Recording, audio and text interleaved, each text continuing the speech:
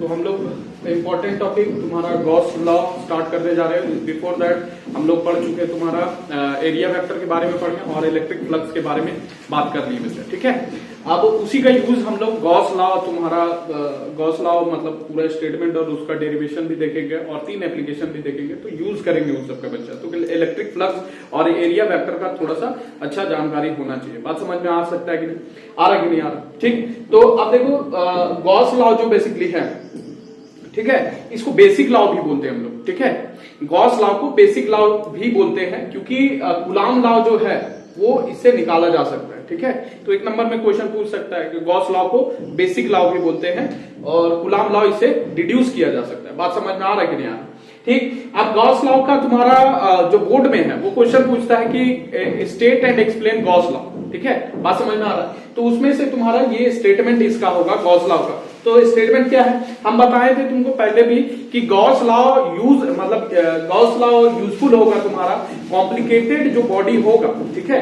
तो उससे electric field intensity तुम्हारा कैसे निकाल सकते हैं हम लोग, तो सिंप्लीफाई करेगा चीजों को, इलेक्ट्रिक फील्ड इंटेंसिटी निकालने में सिंप्लीफाई करेगा ये, ठीक है। तो अकॉर्डिंग टू गॉस थ्योरम या गॉस लॉ, ठीक है, अकॉर्डिंग टू गॉस थ्योरम ये कहता क्या है कि जो टोटल इलेक्ट्रिक फ्लक्स होगा, ठीक है, हम लोग टोटल इलेक्ट्रिक फ्लक्स देखे थे बच्चा कि तुम्हारा फाई इज इक्वल टू क्या होता था ई डॉट डीएस होता था बच्चा, ये सरफेस इंटीग्रल होता था कि नहीं होता था, यही तो हम लोग देखते थे। Total electric flux through any close surface के लिए यहाँ पर सर्कल लगाते थे इंटीग्रेशन में, ओके। बात समझ में आ रही है? तो total electric flux through any close surface is 1/ε times, ठीक है, 1/ε times the total charge enclosed by the close surface. बात समझ में आ रहा है कि नहीं आ रहा? बुझलिस कि ना बुझलिस? मतलब कहने का है कि मान लो इसमें क्यू चार्ज तुम्हारा क्या है, इनक्लोज है, कोई मान लो स्फीयर है, ठीक, उसके अंदर जो है वो तुम्हारा चार्ज कितना इनक्लोज है, क्यू इनक्लोज है बच्चा, ठीक है। तो जो फ्लक्स होगा total flux through this sphere या सरफेस क्लोज सरफेस, ये होगा तुम्हारा phi will be equal to तुम्हारा 1/ε टाइम्स जितना चार्ज इनक्लोज कर रहा है क्यू इनक्लोज बच्चा। बात समझ में आ रहा है कि नहीं आ रहा? बुझलिस? तो ये सिंपल चीज बोलते हैं, मतलब ये तुमको ई डॉट डीएस कुछ नहीं बोलना है, मतलब जितना चार्ज होगा उसे 1/ε टाइम्स इसको क्या कर दो, गुना कर दो, तो टोटल इलेक्ट्रिक फ्लक्स जो इस सरफेस से होगा वो तुमको मिल जाएगा बच्चा। बात समझ में आ रहा है कि नहीं आ रहा? मतलब ई डॉट डीएस तुमको करने का जरूरत है नहीं, मतलब तुम डायरेक्ट कितना चार्ज इनक्लोज है सरफेस के अंदर उसे तुम पता लगा सकता है कि कितना फ्लक्स होगा बच्चा। बात समझ में आ रहा है कि नहीं? जैसे मान लो यहाँ पर 2 चार्ज अगर हो जाएगा या 3 चार्ज हो जाएगा, तो यहाँ पर क्या लिखेंगे, Q plus Q plus Q, 3Q हो जाएगा, तो यहाँ पर टोटल चार्ज कितना हो जाएगा, 3Q अपॉन एप्सिलॉन नॉट हो जाएगा। बात समझ में आ रही है कि नहीं आ रहा? बुझलिस कि ना बुझलिस? तो ये सिंप्लीफाई करते हैं चीजों को कि टोटल इलेक्ट्रिक फ्लक्स है उसके लिए तुमको ई डीएस कॉस थीटा वगैरह यूज नहीं करना है, डायरेक्ट तुमको क्या करना है कि कितना सरफेस जो है वो कितना चार्ज को इनक्लोज करता है, मतलब अंदर में कितना चार्ज है, ठीक है। तो टोटल इलेक्ट्रिक फ्लक्स क्या हो जाएगा, 1/ε टाइम्स तुम्हारा charge enclose by that surface. बात समझ में आ रहा है कि नहीं आ रहा? बुझलिस? तो वही चीज स्टेटमेंट लिखा हुआ है, total electric flux through any close surface. अच्छा यहां पर लिख देना तुम्हारा इन फ्री स्पेस में बच्चा, in free space is 1/ε times the total charge enclosed by this surface, ठीक है। बात समझ में आ रहा है? यहां से QENC का मतलब है कि charge enclosed by the surface, ठीक है। तो ये टोटल इलेक्ट्रिक फ्लक्स तुम्हारा लिखा हुआ है, that is phi is equal to तुम्हारा क्या हो जाएगा, इंटीग्रेशन, ये वाला क्लोज तुम्हारा सरफेस है उससे वो दिखा रहा है ई डॉट डीएस हो गया और Q enclosed upon epsilon not हो गया बच्चा, ठीक है। बात समझ में आ रहा है कि नहीं? लॉ देखो यहाँ पर क्यू तुम्हारा क्या हो गया, total charge enclosed by surface S, ठीक है, एस सरफेस मानेंगे अभी ये वाला, ठीक है, और एप्सिलॉन नॉट तुम्हारा क्या हो गया, परमिटिविटी ऑफ फ्री स्पेस हो गया बच्चा। अब देखो लॉ का वैसे प्रूफ वगैरह होता नहीं है, लेकिन इसको हम लोग क्या करेंगे, प्रूफ करेंगे बच्चा। बात समझ में आ रहा है कि नहीं? तो चलो देखते हैं प्रूफ इसका, ठीक है। देखते बच्चा, तो हम लोग क्या कर रहे हैं, एक तुम्हारा सरफेस है, यहां पर देख लो ये प्लस क्यू चार्ज लिए बच्चा, ठीक, और प्लस क्यू चार्ज के अराउंड तुम्हारा एक गॉसियन स्फीयर लिए। गॉसियन स्फीयर मतलब अगर मान लो आइसोलेटेड चार्जेस तो उसके लिए गॉसियन स्फीयर हम लोग बोलते हैं या गॉसियन सरफेस बोलते हैं बच्चा। सिंपली समझ लो कोई भी तुम्हारा होगा, चार्ज डिस्ट्रीब्यूशन भी हो सकता है अंदर, और तुम्हारा चार्ज डिस्ट्रीब्यूशन बताए थे, कॉन्टिन्यूअस चार्ज डिस्ट्रीब्यूशन भी हो सकता है, आइसोलेटेड चार्ज भी हो सकता है, 2 चार्ज भी हो सकता है, 5 चार्ज भी हो सकता है, कितना भी चार्ज हो सकता है, ठीक है, इनसाइड दिस गॉसियन स्फीयर। बात समझ में आ रहा है कि नहीं आ रहा? बुझलिस कि ना बुझलिस? तो ये तुम्हारा गॉसियन सरफेस है, ठीक, और इसके अंदर तुम्हारा चार्ज कितना है? आइसोलेटेड चार्ज है बच्चा, ठीक है, क्यू चार्ज। बुझलिस? कोई दिक्कत? तो यहां पर पहले लिखते हैं हम लोग, क्या करते हैं पहले गॉसियन सरफेस में क्या होता है वो बताएंगे। तो सबसे पहले हम लोग क्या करते हैं, let an isolated charge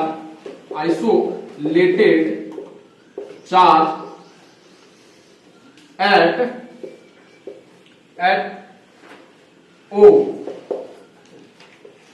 isolated charge को क्यू बोल दो, प्लस क्यू है, लिख देते हैं isolated charge plus Q at O, ठीक। कंसीडर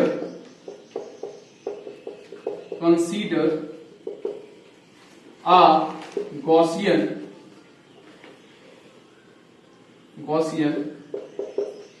surface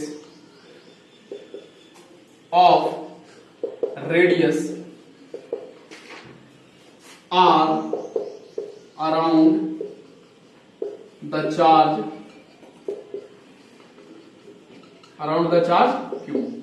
q के अराउंड, ठीक है। अच्छा यहां पर ध्यान दो, आगे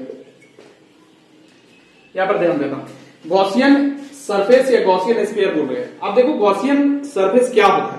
गॉसियन सरफेस जो है वो इमेजिनरी सरफेस है, ठीक है, ये इमेजिनरी सरफेस है जो कि हेल्पफुल होगा इलेक्ट्रिक फील्ड इंटेंसिटी निकालने के लिए, ठीक है। तो गॉसियन सरफेस एक तुम्हारा इमेजिनरी सरफेस है जिस पर हर एक पॉइंट पर, जिसके हर एक पॉइंट पर क्या होगा, इलेक्ट्रिक फील्ड इंटेंसिटी का वैल्यू सेम होगा। और कैसे सेम होगा अभी दिखाएंगे तुमको बच्चा, बात समझ में आ रहा है कि नहीं आ रहा?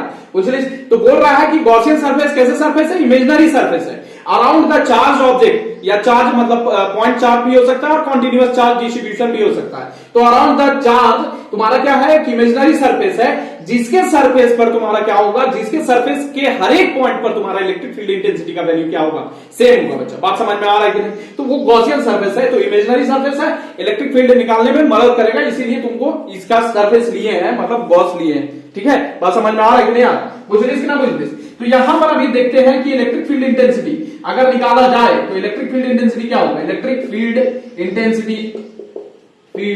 Intensity at every point of this surface क्या होगा बच्चों? देखो तुम यहां पर ये देख लो, इस पॉइंट पर अगर लेंगे, ठीक है, यहां पर r डिस्टेंस पर है बच्चा, ठीक है, ये सरफेस r रेडियस का, ठीक है। तो ये इस पॉइंट पर अगर लेंगे तो इलेक्ट्रिक फील्ड इंटेंसिटी कितना निकलेगा, तुमको मालूम है कि Q चार्ज है यहां से, और किसी एक पॉइंट P पर निकाल रहे हैं अगर, तो E इज इक्वल टू होता है 1/4πε0, ठीक है, अपॉन यहां पर Q अपॉन r² होता है कि नहीं होता? ये r² तुम्हारा, ये r डिस्टेंस पर, जिस डिस्टेंस पर निकालते थे वहां का डिस्टेंस यहां पर लिखते थे बच्चा, याद है कि नहीं याद है? याद है? बुझलिस कि ना बुझलिस? तो E will be equal to 1/4πε0 Q upon r² हो जाएगा। अब यहां पर देखो, ये r डिस्टेंस पर ले रहे हैं, अब देखो यहां पर भी लेंगे तो उतना ही होगा, चार्ज यही है, ठीक है, बुझलिस कि ना बुझलिस? यहां भी लेंगे तो वही होगा, यहां भी लेंगे तो वही होगा, यहां भी लेंगे तो वही होगा, यहां भी लेंगे तो वही होगा, यहां लेंगे वही होगा, सेम होगा कि नहीं होगा? तो इसीलिए गॉसियन सरफेस कैसे सरफेस हो गया, तो वैसा सरफेस हो गया, वैसा इमेजिनरी सरफेस हो गया जिस पर तुम्हारा क्या होगा, हर एक पॉइंट पर तुम्हारा क्या होगा, उसका इलेक्ट्रिक फील्ड इंटेंसिटी का वैल्यू क्या होगा, सेम होगा बच्चा। बात समझ में आ रहा है? तो electric field intensity at every point of the surface कितना होगा बच्चा, यहां पर लिख दिया जाए तो तुम्हारा E विल बी कितना, E इज इक्वल टू तुम्हारा 1/4πε0 और Q अपॉन r² होगा बच्चा। अच्छा यहां पर इलेक्ट्रिक फील्ड इंटेंसिटी तुम्हारा वेक्टर क्वांटिटी, इसीलिए r कैप इसका डायरेक्शन लगा देते हैं। इलेक्ट्रिक फील्ड इंटेंसिटी ये पॉजिटिव चार्ज है, तो पॉजिटिव चार्ज के कारण तुम्हारा इसका जो डायरेक्शन होगा इलेक्ट्रिक फील्ड इंटेंसिटी का, वो रेडियली आउटवर्ड होगा बच्चा। तो रेडियली आउटवर्ड इधर निकल रहा है, बात समझ में आ रहा है? तो ये r कैप के डायरेक्शन में हम लोग डायरेक्शन बताने के लिए r कैप लिखे हैं। कोई दिक्कत? इतना नोट डाउन कर लो पहले। तो इलेक्ट्रिक फील्ड तुम्हारा कितना हो गया इस गॉसियन स्फीयर, ये गॉसियन सरफेस पर बच्चा 1/4πε0 Q अपॉन r² हो जाएगा बच्चा, और डायरेक्शन के लिए r कैप लगाएंगे, ठीक है। तो Q upon r² r cap हो गया, इसको इक्वेशन 1 मान लिया जाए, ठीक है।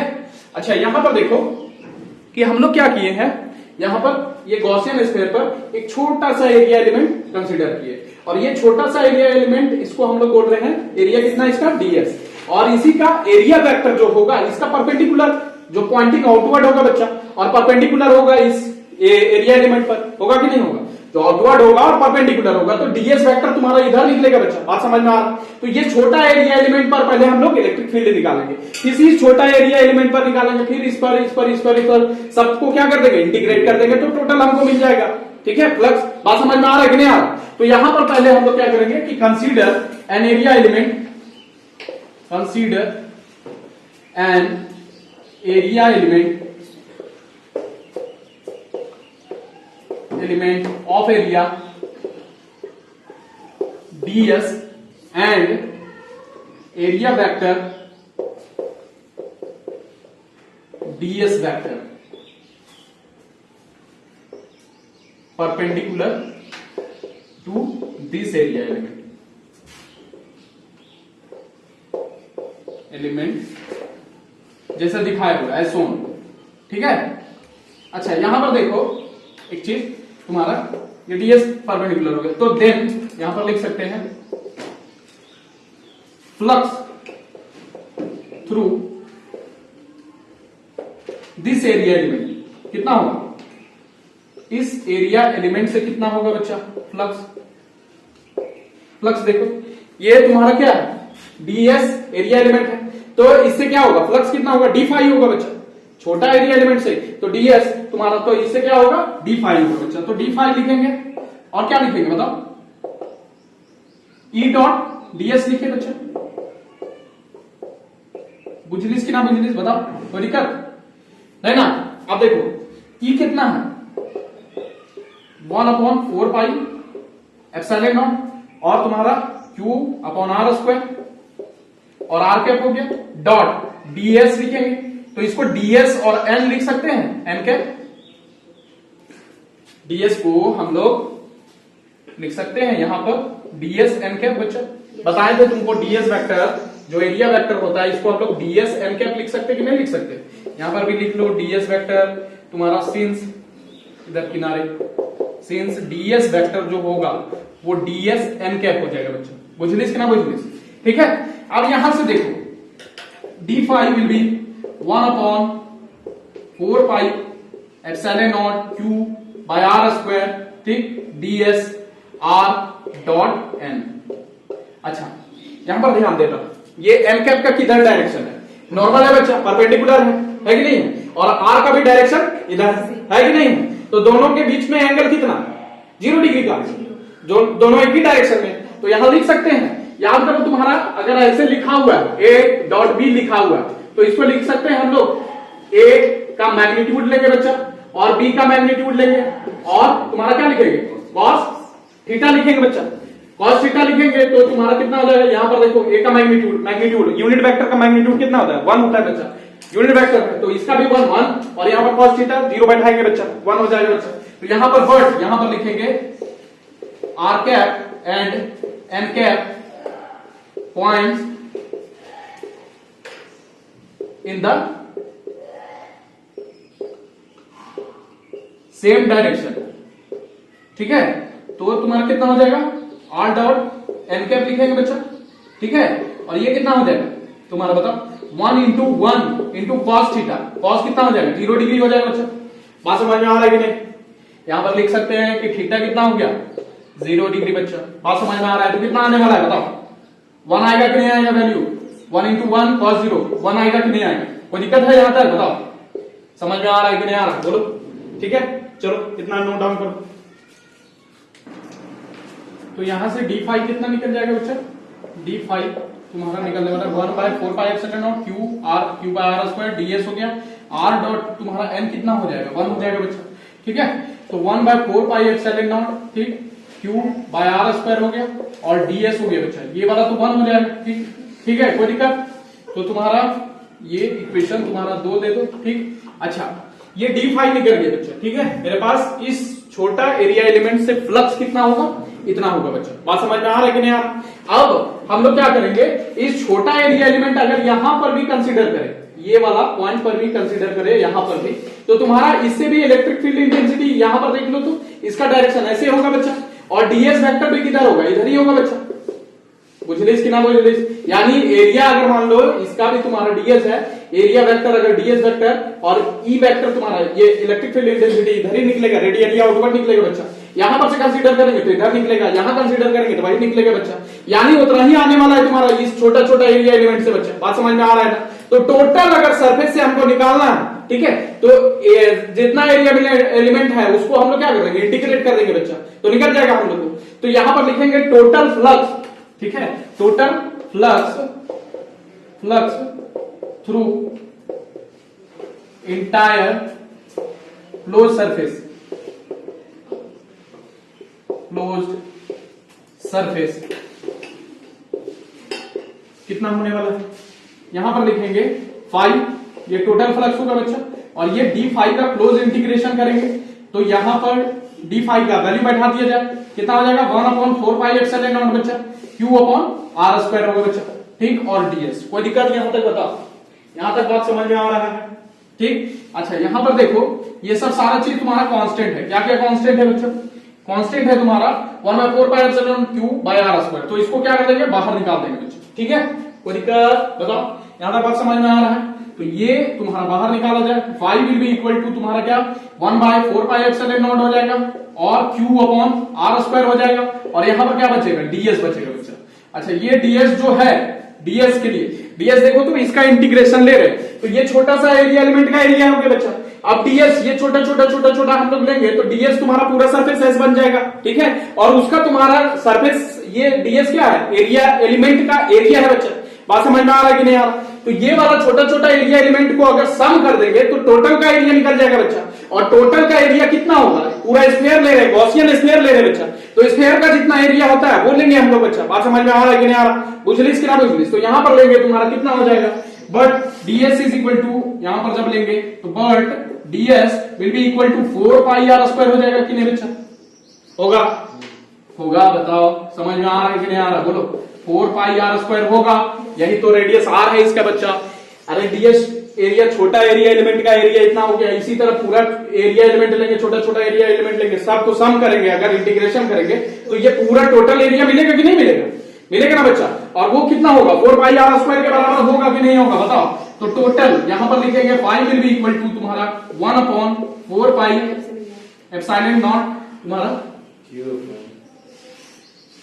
तुम्हारा 5 विल बी, दूसरा marker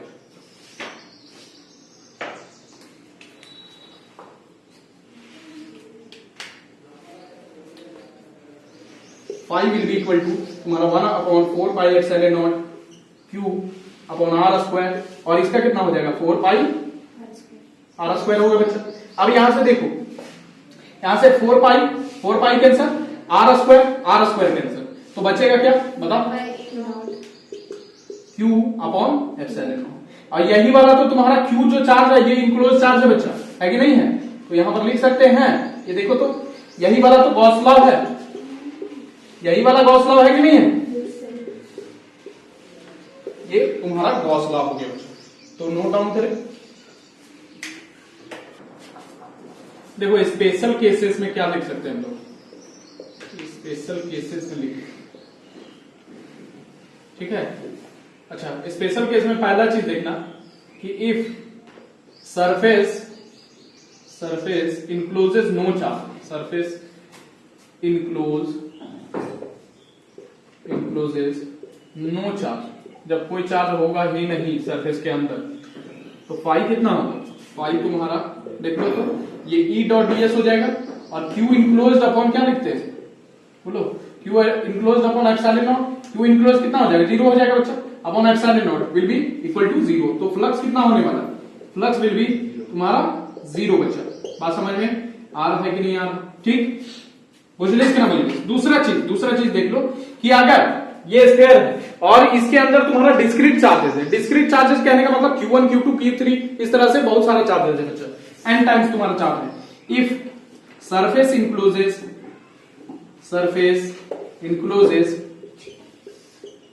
discrete discrete charges Q1 Q2 dot dot Qn, then flux कितना होने वाला है, फ्लक्स देख लो तो phi will be equal to तुम्हारा ये वाला लिखेंगे Q enclose upon epsilon naught. अच्छा Q इनक्लोज कितना होगा, यहां पर देख लो तो I इज इक्वल टू 1 से लेके n तक जाएंगे, Q1 plus Q2 plus Q3 dot dot plus Qn लिखेंगे बच्चा। बात समझ में आ रहा है कि नहीं आ रहा है, एप्सिलॉन नॉट हो जाएगा। अच्छा इसी को लिख सकते हैं क्या, ये समेशन को हम लोग लिख सकते हैं, देखो तो यहां तक ये तुम्हारा हो जाएगा I is equal to 1 to n और QI अपॉन एप्सिलॉन नॉट लिख सकते हैं, बोलो कोई दिक्कत है, समेशन ही लिखे हैं, बुझले इसके ना बुझले। अरे इसको समेशन को तुम लोग क्या कर दिया, I is equal to 1 to n होगा बच्चा। बात समझ में आ रहा है कि नहीं आ रहा। अच्छा इसको पहले मत लिखो, पहले ये लिखेंगे बच्चा, उसके बाद समेशन लिखेंगे, ठीक है। बात समझ में आ रहा है कि नहीं। अरे Q इनक्लोज कितना होगा, अगर मान लो डिस्क्रीट चार्जेस है Q1 plus Q2 plus Q3 plus dot dot Q1 हो जाएगा बच्चा, उतना लिख दिए charges enclose upon epsilon not लिख दिए। अब इसी को हम लोग क्या कर सकते हैं, समेशन लिख सकते हैं QI, ठीक है। 1 बैठाएंगे तो Q1 निकलेगा, फिर जोड़ेंगे तुम्हारा 2 बैठाएंगे तो 2 निकलेगा बच्चा। बात समझ में आ रहा है कि नहीं। तो इस तरह से हम लोग शॉर्ट फॉर्म में लिख सकते हैं। तो डिस्क्रीट चार्ज में फ्लक्स कितना निकलने वाला है, निकल सकता है कि नहीं निकल सकता है, समेशन QI तुम्हारा I is equal to 1 to n बच्चा। बात समझ में आ रहा है कि नहीं, नोट डाउन कर दे इसको, ठीक है। बुझलिस कि ना बुझलिस। देखो तुम्हारा क्वेश्चन करते हैं, तुम्हारा देखो छोटा सा क्वेश्चन कि अगर मान लो यहां पर एक तुम्हारा क्या है, डायपोल रखा हुआ है, ठीक, डायपोल रखा हुआ है बच्चा। तो बोल रहे हैं कि flux through this close surface कितना होगा। तो फाई विल बी, हम लोग जानते हैं फाई, ठीक है। यहां पर इंटीग्रेशन कुछ करना ही नहीं है, तुमको डायरेक्ट क्या फ्लक्स लिखना है, Q अपॉन एप्सिलॉन नॉट। अच्छा ये Q क्या होगा, कितना चार्ज इंक्लोज करता है सरफेस, ठीक है। डायरेक्ट तुम्हारा E डॉट ds वगैरह करने का जरूरत नहीं है, मतलब इंटीग्रेशन करने का जरूरत नहीं है तुमको, ठीक है। फ्लक्स अगर निकालना है तो integration E ds cos theta ये सब नहीं करना है, ठीक है। तुमको देखना है खाली क्या कि कितना चार्ज इंक्लोज कर रहा है सरफेस। बात समझ में आ रहा है कि नहीं, बुझलिस कि ना बुझलिस। तो कितना चार्ज इंक्लोज करेगा सरफेस, बताओ कितना चार्ज इंक्लोज करेगा। यहां पर लिखेंगे plus Q charge minus Q charge upon epsilon not, यही तो चार्ज इंक्लोज कर रहा है और कर रहा है। तो यहां पर फाई कितना हो जाएगा, प्लस Q माइनस Q तुम्हारा 0 हो जाएगा बच्चा। तो 0 बाय एप्सिलॉन नॉट यानी तुम्हारा कितना आने वाला है, फ्लक्स 0 आने वाला है, ड्यू टू डायपोल अंदर जो बैठाया हुआ है डायपोल। बुझलिस कि ना बुझलिस, बुझा रहा है कि नहीं बुझा रहा, बोलो कोई दिक्कत। अब इसी तरह से मान लो यहां पर तुम्हारा चार्ज है 1 कूलम का, मान लो एक Q है, एक 2Q है और एक माइनस 3Q बोल दे, तो कितना हो जाएगा तुम्हारा, बोलो 0 हो जाएगा बच्चा। Q 2Q तुम्हारा 3Q और माइनस 3Q, तो तुम्हारा 0 हो जाएगा। तो इस तरह भी निकाल सकता है, बुझलिस कि ना बुझलिस, कोई दिक्कत, बुझा रहा है इसमें कोई दिक्कत नहीं ना, चलो।